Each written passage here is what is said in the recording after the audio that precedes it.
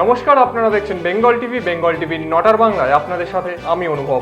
বিস্তারিত খবরে যাব তার আগে দেখে নেব এই মুহূর্তের হেডলাইন্স নিবেদন করছেন রেডিয়েন্ট হেলথ কেয়ার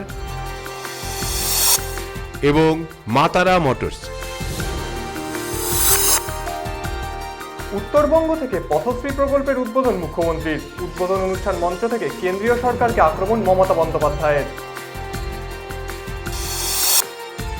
ব্যারাকপুরের বিধায়ক শিলভদ্র দত্তের বক্তব্য ঘিরে জল্পনা শুরু রাজনৈতিক মহলে।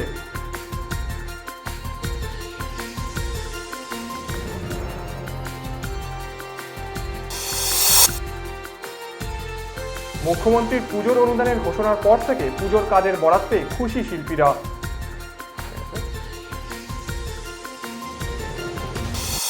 উত্তরবঙ্গ থেকে পথশ্রী প্রকল্পের উদ্বোধন করলেন মুখ্যমন্ত্রী মমতা বন্দ্যোপাধ্যায়। এই প্রকল্পের ফলে 12,000 কিলোমিটার রাস্তা সংস্কার ও নতুন রাস্তা তৈরি হবে বলে জানান মুখ্যমন্ত্রী। উত্তরবঙ্গ সফরের শেষ দিনে পথশ্রী প্রকল্পের উদ্বোধন করেন মুখ্যমন্ত্রী মমতা বন্দ্যোপাধ্যায়। এই প্রকল্পের জন্য বরাদ্দ 500 কোটি টাকা খরচ করে গোটা বাংলায় 12,000 কিলোমিটার রাস্তা সংস্কার ও নতুন রাস্তা তৈরি করা হবে। ব্রিটিশ শাসন থেকে বামফ্রন্টের শাসনকাল পর্যন্ত রাজ্যে 97,000 কিলোমিটার রাস্তা তৈরি হয়েছিল। তৃণমূল সরকার আসার পর 3,16,730 কিলোমিটার রাস্তা তৈরি হয়েছে বলে জানান মুখ্যমন্ত্রী। এই পথশ্রী প্রকল্পের উদ্বোধনী মঞ্চ থেকে দলিত কন্যার মৃত্যু নিয়ে ক্ষোভ উগরে দিয়ে কেন্দ্রীয় সরকারকে কড়া ভাষায় আক্রমণ করেন তিনি। শিলিগুড়ির যে দার্জিলিংয়ে যে টয় ট্রেন বন্ধ হয়ে গেছিল সেটাকে নতুন করে চালু করার ব্যবস্থা করা হয়েছিল। বরঞ্চ আমরা বুনিয়াদপুরে আর শিলিগুড়িতে, আমি যখন মন্ত্রী ছিলাম রেলমন্ত্রী, আমি দুটো কারখানা করবার কথা বলেছিলাম, ওয়াগান ইন্ডাস্ট্রি আর রেলের ফ্যাক্টরি।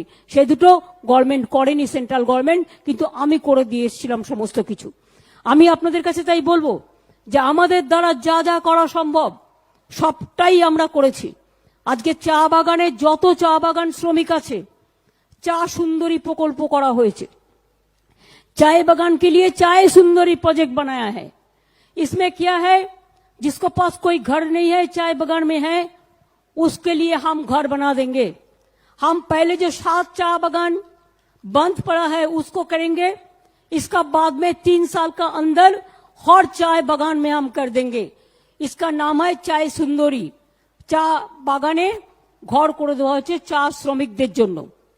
आपका बोनस भी हो गया, 9 इंडस्ट्री खुला भी है, 7 इंडस्ट्री जिधर में बंद है हम 1,500 रुपया करके मंथली दे रहा है। हम 35 केजी चावल दे रहा है और हर आदमी के लिए रेशन में हम जून महीना तक कर दिया कि आपको फ्री रेशन मिलेगा। सबको आपको फ्री रेशन मिलता है।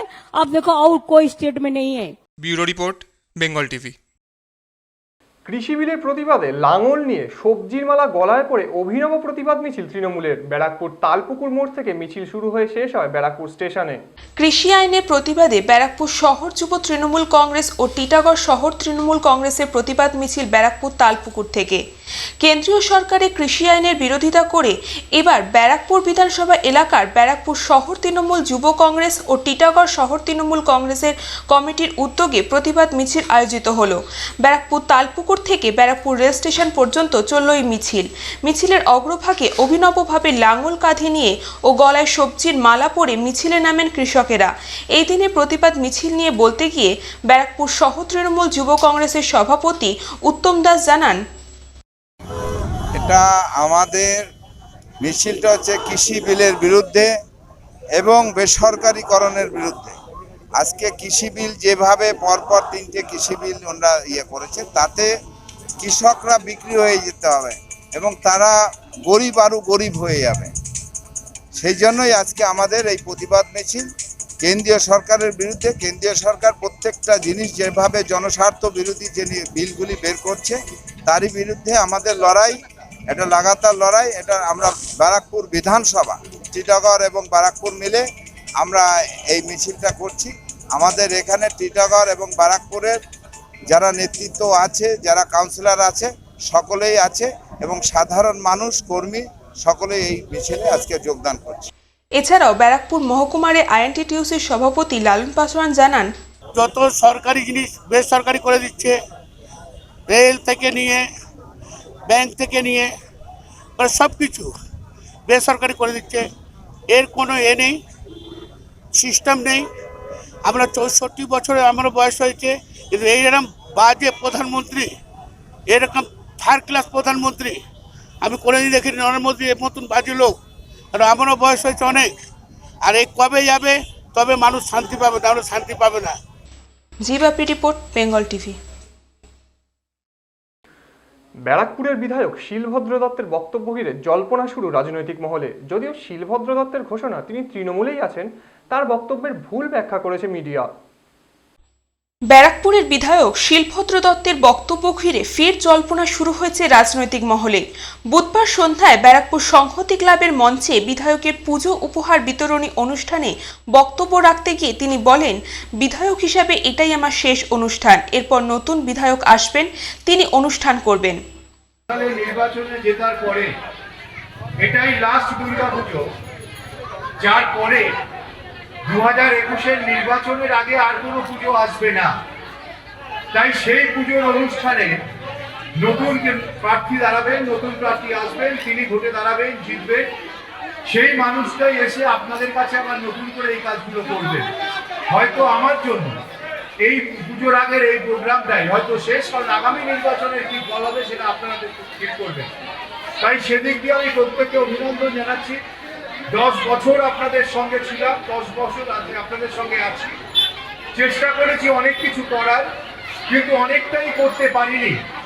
সে কারণগুলো বলে আমি এখানে কোনো কথা বলছি না। অনেক কাজটাই করতে পারিনি, তার সমস্ত অপদার্থতাটা আমি আমার ঘাড়ে নিয়ে নিচ্ছি। মানুষের জন্য আরো হয়তো অনেক কিছু করার ছিল, ব্যারাকপুরের মানুষের জন্য। তাই আজকের এই দুর্গাপুজোর প্রাক্কালে এবং আমার এই দুটো টার্মের এমএলএশিপের এই সময় পরে, এরপরে যদি আসেন, যে দাঁড়াবেন, জিতবেন, তাকে নতুন করে আপনারা নিয়ে আসবেন, তার কাছ থেকে চাইবেন। কিন্তু আমি এই দুবারের এমএলএ হিসেবে এটা শেষ, পরেরটা কি হবে আমি জানি না। শিলভদ্র দত্তের এই বক্তব্যের পরই শুরু হয়ে যায় গুঞ্জন। তাহলে কি শিলভদ্র দত্ত আর নির্বাচনে দাঁড়াচ্ছেন না, নাকি তৃণমূল হয়ে আর লড়বেন না? প্রসঙ্গত উল্লেখ, কয়েকদিন আগেই শিলভদ্র দত্ত তার ফেসবুকে পোস্ট করেছিলেন, দম বন্ধ হয়ে আসছে, মুক্ত বাতাসে মুক্তি চাই। এই পোস্ট নিয়েও শুরু হয়েছে রাজনৈতিক তরজা। বিধায়কের এই পোস্ট নিয়ে বিজেপির রাজ্য সভাপতি দিলীপ ঘোষ বলেছিলেন, তৃণমূলে থাকলে দম বন্ধ হয়ে যাবে, আমার সাথে চায়ের আড্ডায় আসুন। যদিও সেই সময় শিলভদ্র দত্ত বলেছিলেন তিনি করোনা পরিস্থিতি নিয়ে দম বন্ধ হয়ে যাওয়ার কথা বলেছিলেন, এর সাথে রাজনীতির কোনো যোগ নেই। এবারও তার বক্তব্য, 2021-এ আমার বিধায়কের মেয়াদ শেষ হয়ে যাচ্ছে, তাই আমি বলেছি বিধায়ক হিসাবে এটা আমার শেষ অনুষ্ঠান। আমি বলেছি যে 2016 সালে নির্বাচনে দাঁড়ানোর পরে 21 সালে টার্ম শেষ হয়ে যায়। 2011 থেকে 2016 5 বছর, 2016 থেকে 2021 5 বছর। সুতরাং 2016 সালে দাঁড়িয়ে আমি যেটা জিতেছি তার টার্ম শেষ মার্চ, এপ্রিলে, মেতে। তাহলে পরে তার মধ্যে নিশ্চয়ই দুর্গাপুজো আসছে না আর। তাই এই টার্মের এমএলএ হিসেবে এটা আমার শেষ পুজো। কিন্তু এরপরে নতুন কেউ ক্যান্ডিডেট হবে। আমি তো আগাম বলতে পারবো না দল আমাকে প্রার্থী করবে কিনা। যতক্ষণ না আমার দল প্রার্থী হিসেবে নাম ঘোষণা করছে, আমি তো বলতে পারি না যে আমি প্রার্থী হব কি হব না। আমার দল যদি আবার আমাকে প্রার্থী করে, তাহলে পরে আমি দাঁড়ালে আমি আবার নতুনভাবে নির্বাচিত হব। এই নির্বাচনটা কিন্তু টি হবে না। তা আমি নতুনভাবে সে কথাই বলেছি যে আমাকে 2021-এ নতুন করে দাঁড়াবে। তখন যদি দল আমাকে প্রার্থী করে তাহলে আবার দাঁড়াবো, দাঁড়িয়ে আবার যদি মানুষ ভোট দেয় তাহলে আবার জিতবো। আবার যদি দেখা যায় দল আমাকে দাঁড় করালো কিন্তু মানুষ আমাকে ভোট দিল না, তাহলে আমি জিতবো না, তাহলে নতুন কেউ আসবে। তাহলে আমিও যদি আসি নতুনভাবে নির্বাচিত হিসেবে একজন আসবো, আর আমি যদি দাঁড়িয়ে হেরে যাই তাহলে নতুন কেউ আসবে। আপনারা হঠাৎ এত নিয়ে ভাবছেন কেন আমি এটাই বুঝতে পারছি না। আপনি এটাও বললেন যে এর পরের অনুষ্ঠানটা নতুন বিধায়ক, নিশ্চয়ই নতুন বিধায়কই তো বটে। আমি তো 21 সালে দাঁড়ালে জিতলে নতুনভাবেই আসবো। এবছরে আমার এমএলএ ল্যাডের টাকা যেটা দিয়েছে সে তো এবছরেই শেষ, আবার তো আসছে বছর নতুন করে দেবে। তাই নতুন বিধায়ক হিসেবে তো কাজ করবো। আর যদি আমি হেরে যাই, দল যদি আমায় প্রার্থী না করে, তাহলে নতুন আসবে। কোনোটার মানের কোনো ভুল নেই, বুঝতে ভুল, এরা আমার কিছু করার নেই। এটা কিন্তু বিরোধীরা বিতর্ক করছে। বিরোধীরা কে বিতর্ক করছে, আপনারা কে ভুল বুঝছেন, আপনারা কি বলছেন, এটা নিয়ে কি আমার বলার থাকবে? আমারটা তো আমার বলা। আমার বলার মধ্যে যদি এতগুলো কথা বললাম, যদি কোনো একটা জায়গায় আপনার সন্দেহ হয়, আপনারা বলেন যে না আমি ঠিক করিনি বা ইয়ে করিনি, তাহলে বলুন, আমি সেটার উত্তর দিচ্ছি। কিছুদিন আগে তো আপনি খোলা মুক্ত বাতাসের কথা বলেছেন। হ্যাঁ, সেটাও বলেছিলাম যে করোনা কারণে, সেটা একটা কথা, সেটা এক ধরনের কথা। করোনার এই আবদ্ধে আমি নয়, এখানে আপনারা যেটা আছেন খুলে বললে আপনারাও বলবেন যে সত্যি দম বন্ধ হয়ে গেছে, যেতে পারছি না, ঘুরতে পারছি না, বউ ছেলে নিয়ে বেড়াতে পারছি না, সেসব আপনারাও বলবেন। এখন আমি বলেছি বলে সেটা বিশেষ মানে হয়ে গেল, আমি বুঝলাম না। আমি কি আর সাধারণ মানুষের মতো বলতে পারি না? আমার কি দম বন্ধ হয় না? আমার কি আমার পরিবার নিয়ে বেড়াতে দিতে ইচ্ছে করে না? দিলীপ বাবু কোথায় কি বলবেন, রামবাবু কোথায় কি বলবেন, শ্যামবাবু কোথায় কি বলবেন, তার উত্তরও যদি আমাকে দিতে হয় তাহলে তো আমার পক্ষে মুশকিল। অপরদিকে শিলভদ্র দত্তের এই বক্তব্য নিয়ে ব্যারাকপুরের সাংসদ অর্জুন সিং এর বক্তব্য, শিলভদ্র দত্তের মতন ভালো মানুষ ওই দলে থাকতে পারেন না। তিনি বলেন, শিলভদ্র দত্তের মতন ভালো মানুষের জন্য বিজেপি দরজা সবসময় খোলা। শিলদা ভালো লোক, শিলদা তৃণমূল কংগ্রেসের 10 বছর এমএলএতে শিলদা শুধু শিলভদ্র দত্ত ওই সার্টিফিকেটে সই করা ছাড়া কিছু করতে পারেনি, সেই জন্য বলেছে কি ওই দলে থেকে কাজ করতে পারিনি, মুক্ত হাওয়াতে একটু ভাসতে চাইছি। আমার মনে হচ্ছে শিলদা মতন লোককে সেই সব দলে না থেকে অন্য চিন্তা ভাবনা করা উচিত। ভালো লোকের জন্য ভারতীয় জনতা পার্টি দরজা সবসময় খোলা আছে। কাজ করতে পারবে না তো, ওখানকার নেতা যখন লালন পাসওয়ান আছে, চেয়ারম্যানের জানো কি হাল আছে, ওদিকে প্রশান্ত আছে, সমস্ত গুন্ডারা এখন তাদের সঙ্গে আছে, তো ভদ্রলোক তো কাজ করতে পারে না, সেটাই problem. Bureau report, Bengal TV. আমফানে কেটে গেছে অনেক দিন, কিন্তু এখনও অনেক পরিবার আমফানের ক্ষতিপূরণ পায়নি। তাই দক্ষিণ 24 পরগনা দেখালেন গ্রামবাসীদের বিক্ষোভ মিছিল। আমফান ঝড়ের ক্ষয়ক্ষতির মুখোমুখি হয়েছে পশ্চিমবঙ্গ রাজ্যের বহু জেলা ও বহু গ্রাম। ক্ষয়ক্ষতির কিছু সময় পরে মাননীয় মুখ্যমন্ত্রী মমতা বন্দ্যোপাধ্যায় ঘোষণা করেছিল ক্ষতিগ্রস্ত গ্রামবাসীদের জন্য ক্ষতিপূরণের টাকা, কিন্তু সেই ক্ষতিপূরণের টাকা কতজন ক্ষতিগ্রস্ত গ্রামবাসী পেয়েছে তা নিয়ে রয়েছে এক বিশাল প্রশ্ন। আর ঠিক সেই ঘটনাই ঘটল মন্দির বাজারের ঘাটেশ্বরা অঞ্চলের সিকিরহাট গ্রামে। আমফানে বাড়িঘর ক্ষতিগ্রস্ত হওয়া সত্ত্বেও ক্ষতিপূরণের টাকা না দেওয়ায় মিছিল করল গ্রামবাসীরা। গ্রামবাসীদের অভিযোগ, ওই দিন বিক্ষোভ মিছিলে প্রায় 105 গ্রামবাসীরা ক্ষতিপূরণের টাকা না পাওয়ার দাবিতে মিছিল করে পঞ্চায়েত সদস্যার বাড়ি ঘেরাও করে। বিক্ষোভের আঁচ পেয়ে বাড়ি ছেড়ে পালিয়ে যান সদস্যা। অবশেষে গ্রামবাসীরা পঞ্চায়েত সদস্যকে না পেয়ে গ্রামের পাকা বাড়ির জন্য যারা টাকা পেয়েছেন তাদের বাড়ির সামনে বিক্ষোভ দেখাতে থাকেন। গ্রামবাসীদের একাধিক অভিযোগ, গ্রামবাসীদের মেয়ের বিয়ের টাকা পাইয়ে দেওয়ার নাম করে অনেক বাড়ি সরকারি টাকা লুট করেছেন। এরপরে গ্রামবাসীরা গ্রামের বিভিন্ন জায়গায় দুর্নীতির তালিকা পোস্টার লাগান। আমার হচ্ছে কি আমফানে ঘরের টালি সব ফেলে দিয়েছিল, তো আমাদের এখানে মেম্বারকে এবং মেম্বারের পাশে যে লোক থাকে তাকে জিজ্ঞেস করলাম যে আমাকে একটা তিরপল দেওয়া হোক। সে লোক বলছে যে তিরপল নেই, অথচ আমি দেখছি যে তিরপলে বসে মিটিং করছে, মাঠে পেতে মিটিং করছে। তো সেই লোক বলছে যে পঞ্চায়েত খুলুক, পঞ্চায়েত খুললে তোমার কিছু টাকা দেওয়া হবে। তা আজ এই 6 মাস হয়ে গেল, এখনও পর্যন্ত কিছু পাইনি। এবং কালকের আমি দেখছি যে মেম্বার আর সব সাইডের লোকেরা তারা হচ্ছে গিয়ে টাকা পাচ্ছে, 48,000 টাকারে টাকা পাচ্ছে তাদের, অথচ কোটার ঘর। মেম্বারের মেয়ের দিচ্ছে টাকা, কোথায় মেম্বারের ভাগ্নির দিচ্ছে টাকা। আচ্ছা, ওই জন্য আজকে বিক্ষোভ করছেন আপনিও? হ্যাঁ। এরপর সরকারের পক্ষ থেকে সঠিক কী সিদ্ধান্ত নেয় এটাই দেখার বিষয়। দক্ষিণ 24 পরগনা থেকে দীপক পুরকাইতের রিপোর্ট, বেঙ্গল টিভি। 8 দফা দাবিতে 1 অক্টোবর থেকে তাম্রলিপ্ত পৌরসভার কর্মচারীরা কাজ বন্ধ থেকে পৌরসভার গেটের সামনে ময়লা ফেলে বিক্ষোভ দেখালো তারা। তাম্রলিপ্ত পৌরসভার ফিক্সড পে কর্মচারীরা 8 দফা দাবিতে 1 অক্টোবর থেকে তাম্রলিপ্ত পৌরসভার সমস্ত কাজ বন্ধ রাখার সিদ্ধান্ত নিল। 1 অক্টোবর সকালে পৌরসভার গেটের সামনে ময়লা ফেলে অবস্থান বিক্ষোভ দেখালো পৌরসভার সাফাই কর্মীরা। তাদের দাবি, আজকে আন্দোলন হচ্ছে 8 দফা দাবির ভিত্তিতে আন্দোলন। মেন যে পয়েন্টগুলো হচ্ছে আমাদের দীর্ঘদিনের ফিক্সড পে কর্মচারী যাদের পোস্টগুলো বিভিন্ন বাইরের লোককে বিভিন্ন লক্ষ লক্ষ টাকায় বেচা হয়েছে, কিন্তু হরিজনদের পোস্ট হরিজন ভাই বোনেরা পায়নি, বাইরের লোকদের দেওয়া হয়েছে। তার প্রতিবাদে আজ এই বন্ধ। তারপর দীর্ঘ 10-12 বছর যারা হরিজন ভাই বোনেরা অফিস কর্মচারীরা কাজ করেছে, যারা তৃণমূল কাউন্সিলর দ্বারা নিয়োজিত, সেই সব কর্মচারী 4,000 টাকা বেতন পায়। তাদের দাবি দাবার ভিত্তিতে, ফিক্সড পে করার ভিত্তিতে, বেতন বৃদ্ধির ভিত্তিতে দাবিতে এই বন্ধ কন্টিনিউ চলবে যতক্ষণ না আমাদের দাবি পূরণ হবে। তবে এই কর্মবিরতির ফলে পুরো তমলুক পৌরসভার এলাকায় সমস্ত সাধারণ মানুষজনেরা প্রচুর সমস্যায় পড়েছে।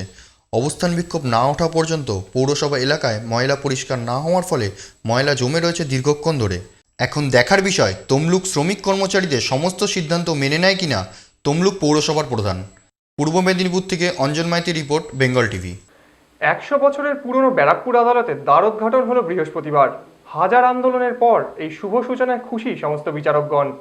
100 বছরের পুরনো ব্যারাকপুর আদালত স্মৃতির ভারে জরাজীর্ণ অবস্থায় পরিণত হয়েছিল, আর তাই রাজ্যের পূর্ত দপ্তরের সহযোগিতায় ব্যারাকপুর প্রশাসনিক ভবনের পাশে বৃহস্পতিবার উদ্বোধন হলো নতুন ব্যারাকপুর আদালত। এই উদ্বোধন অনুষ্ঠান করোনা আবহের মধ্যে হওয়ায় ভার্চুয়ালিভাবে উপস্থিত ছিলেন কলকাতা হাইকোর্টের প্রধান বিচারপতি টি.বি. রাধাকৃষ্ণন। এছাড়াও উপস্থিত ছিলেন কলকাতা হাইকোর্টের জুভিনাইল জাস্টিস কমিটির সদস্য বিচারপতি সৌমেন সেন। অন্যদিকে ব্যারাকপুরের নতুন আদালত ভবন সূচনা অনুষ্ঠানে ছিলেন উত্তর 24 পরগনা জেলার বিচারক সাব্বাস রশিদি, ব্যারাকপুরের বার অ্যাসোসিয়েশনের সম্পাদক রবীন্দ্রনাথ ভট্টাচার্য এবং ব্যারাকপুর বার অ্যাসোসিয়েশনের সভাপতি সুশান্ত রায়। এই নতুন ভবনের উদ্বোধন নিয়ে বলতে গিয়ে সুশান্ত রায় জানান, আমাদের এই লড়াই দীর্ঘ 14 বছরের লড়াই।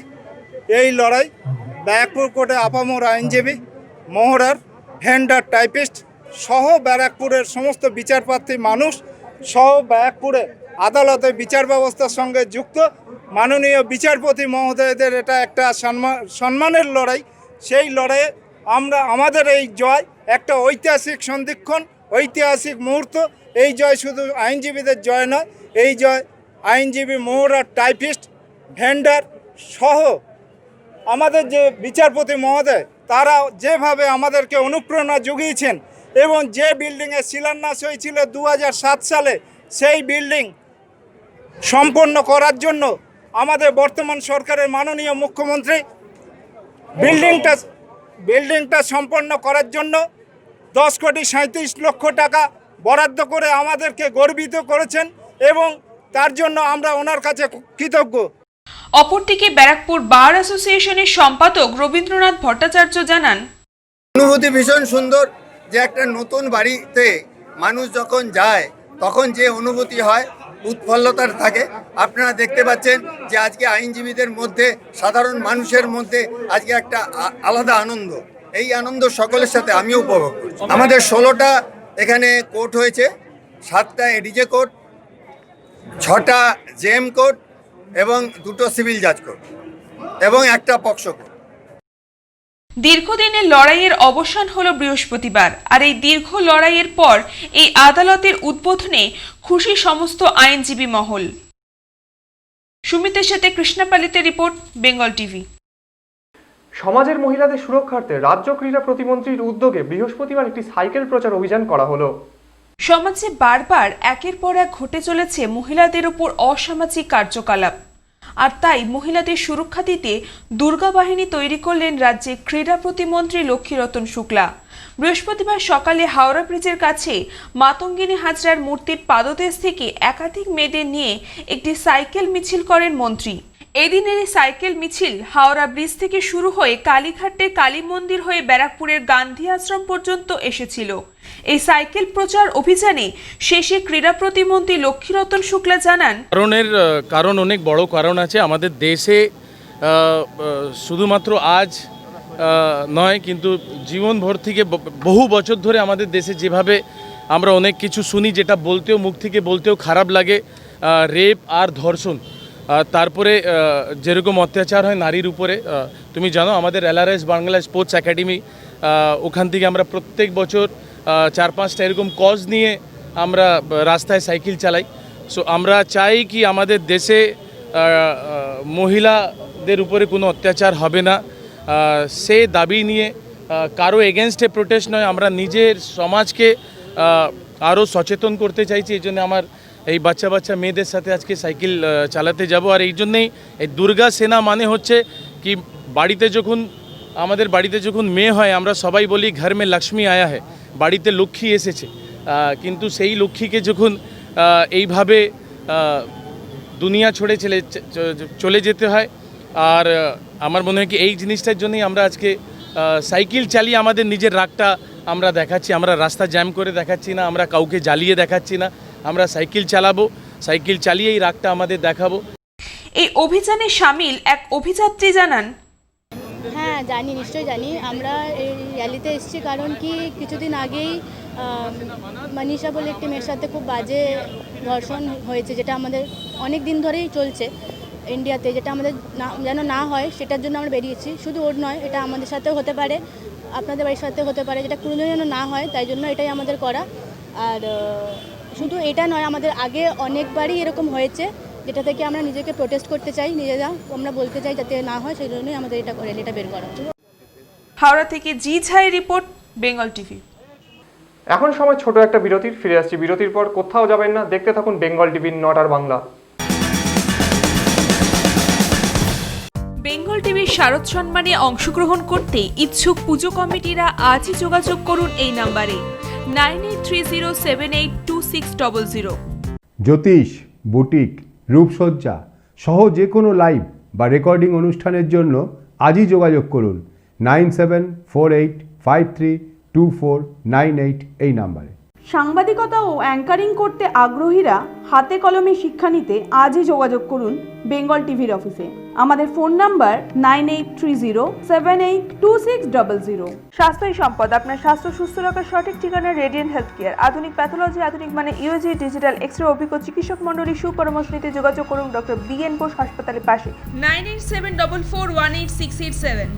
জ্যোতিষ, বুটিক, রূপসজ্জা সহ যে কোনো লাইভ বা রেকর্ডিং অনুষ্ঠানের জন্য আজই যোগাযোগ করুন 9748532498 এই নাম্বারে। সাংবাদিকতা ও অ্যাঙ্কারিং করতে আগ্রহীরা হাতে কলমে শিক্ষা নিতে আজই যোগাযোগ করুন বেঙ্গল টিভির অফিসে। আমাদের ফোন নাম্বার 9830782600। বেঙ্গল টিভির শারদ সম্মানে অংশগ্রহণ করতে ইচ্ছুক পুজো কমিটিরা আজই যোগাযোগ করুন এই নাম্বারে 9830782600। স্বাস্থ্যই সম্পদ, আপনার স্বাস্থ্য সুস্থ রাখার সঠিক ঠিকানা রেডিয়েন্ট হেলথ কেয়ার। আধুনিক প্যাথোলজি, আধুনিক মানে ইউজি, ডিজিটাল এক্সরে, অভিজ্ঞ চিকিৎসক মণ্ডলী সুপরামর্শ নিতে যোগাযোগ করুন ডক্টর BN বোস হাসপাতালের পাশে 9874418687। বৃহস্পতিবার থেকে ব্যারাকপুর ডাক্তার BN বসু মহকুমার হাসপাতালের সামনে ব্যারাকপুর টিটাগড় ক্লাব সমন্বয় কমিটির উদ্যোগে চালু করা হলো 5 টাকায় দিদির রান্নাঘর। ব্যারাকপুর টিটাগড় এলাকায় প্রায় 150টি ক্লাবকে নিয়ে তৈরি হয়েছে এই সমন্বয় কমিটি। পুজোর সময় যাতে কোনো মানুষ অনাহারে না থাকেন সেই কারণেই এমন ধরনের রান্নাঘর চালু করা হয়েছে ব্যারাকপুর পৌরসভার পৌর প্রশাসক উত্তম দাস, টিটাগড় পৌরসভার পৌর প্রশাসক প্রশান্ত চৌধুরী, ব্যারাকপুর মহকুমারে INTTUCর সভাপতি লালন পাসোয়ানের সহযোগিতায়। প্রতিদিন তাদের এই কর্মকাণ্ড থেকে 1000-এরও বেশি মানুষকে খাবার দেওয়া হবে। এর মধ্যে বেশ কিছু এলাকায় খাবার পৌঁছে দেওয়ার ব্যবস্থাও থাকছে। কর্মসূচি নিয়ে বলতে গিয়ে ব্যারাকপুর পৌরসভার পৌর প্রশাসক উত্তম দাস জানান, যে অনুষ্ঠান এটা হচ্ছে দিদির রান্নাঘর। এটা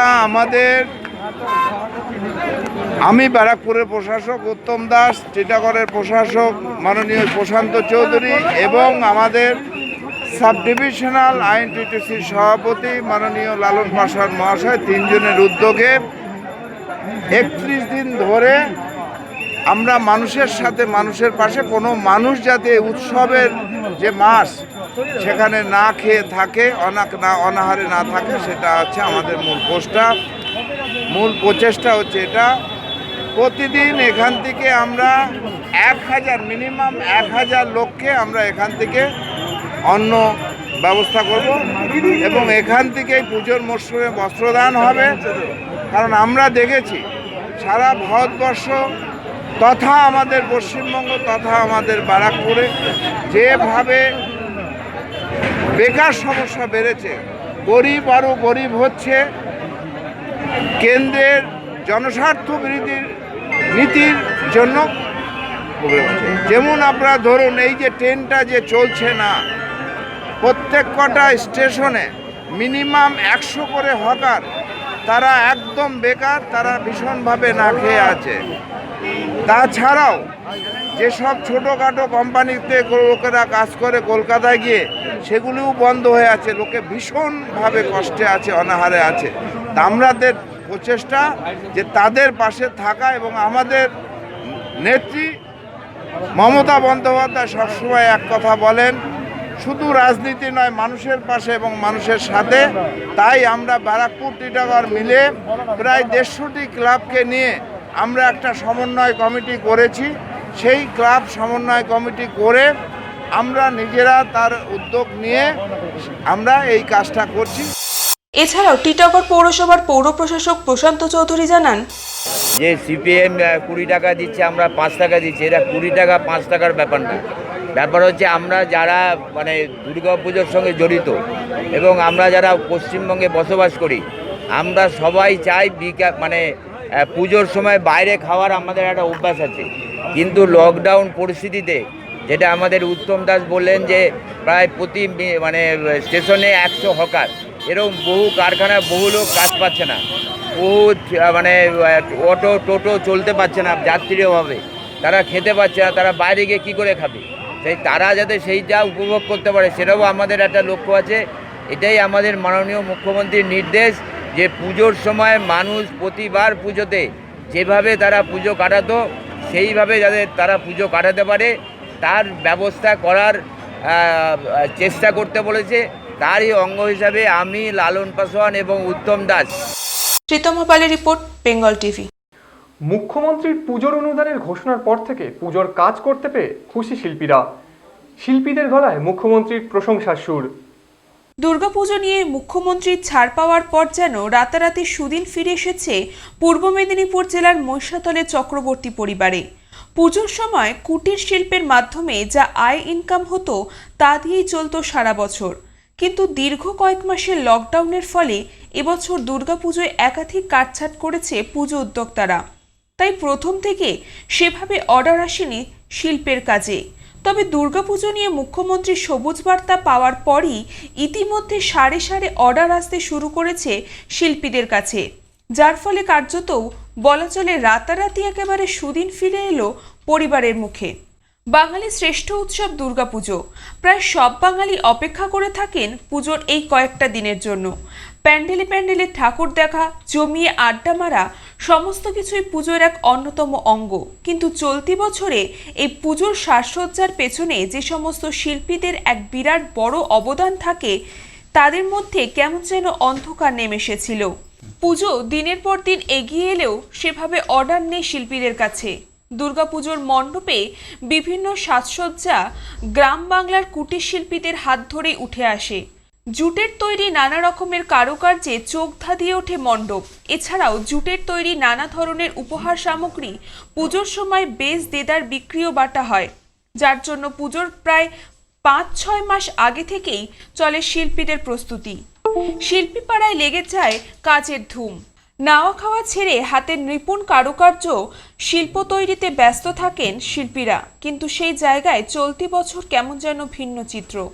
মহিষাতলে তেরোপেক্ষা গ্রামে প্রায় 8 থেকে 10টি পরিবার কুটির শিল্পের সঙ্গে যুক্ত। পুজোর সময় যা ইনকাম তা দিয়ে চলত 12 মাস। তাদের তৈরি শিল্প বিভিন্ন জেলার পাশাপাশি পাড়ি দিত কলকাতার কুমোরটুলিতে। কিন্তু বর্তমান বছরে সেভাবে অর্ডার না আসায় চিন্তায় ভাঁজ পড়েছিল তাদের কপালে। তবে মুখ্যমন্ত্রী ঘোষণা করার পর থেকেই যেভাবে কাতারে কাতারে অর্ডার আসতে শুরু করেছে, তাতে মুখ্যমন্ত্রীকে ধন্যবাদ জানাচ্ছেন শিল্পীরা। কিসের কাজ? পাটের ঠাকুর, দুর্গামূর্তি পাটের গহনা বানানো হয় আর কি দুর্গামূর্তির উপরে। সারা বছর এই কাজ করে? হ্যাঁ, সারা বছর এই কাজের উপরেই আমাদের চলে। সামনেই লকডাউন, অর্ডার কিভাবে এসেছে? হ্যাঁ, সামনেই লকডাউন থাকার কারণে ব্যবসা একদম বসে গেছিল আমাদের। তারপর আবার লকডাউন খুলতে মুখ্যমন্ত্রীর সহযোগিতায় আবার কাজটা স্টার্ট হচ্ছে। এই কাজের উপরেই সারা বছর আমাদের। সব মিলিয়ে মমতার মমতাময়ী ঘোষণাতে সুদিন ফিরেছে শিল্পী পাড়ায়। মুখ্যমন্ত্রী মমতাকে ধন্যবাদও জানাচ্ছেন সমস্ত শিল্পী মহল। পূর্ব মেদিনীপুর থেকে অঞ্জন মাইতির report, Bengal TV. Bengal TV news এখন এই পর্যন্তই। প্রতি মুহূর্তের আপডেট পেতে এখনই সাবস্ক্রাইব করুন আমাদের YouTube channel Bengal TV 24x7। ততক্ষণ সবাই ভালো থাকুন, সুস্থ থাকুন। নমস্কার।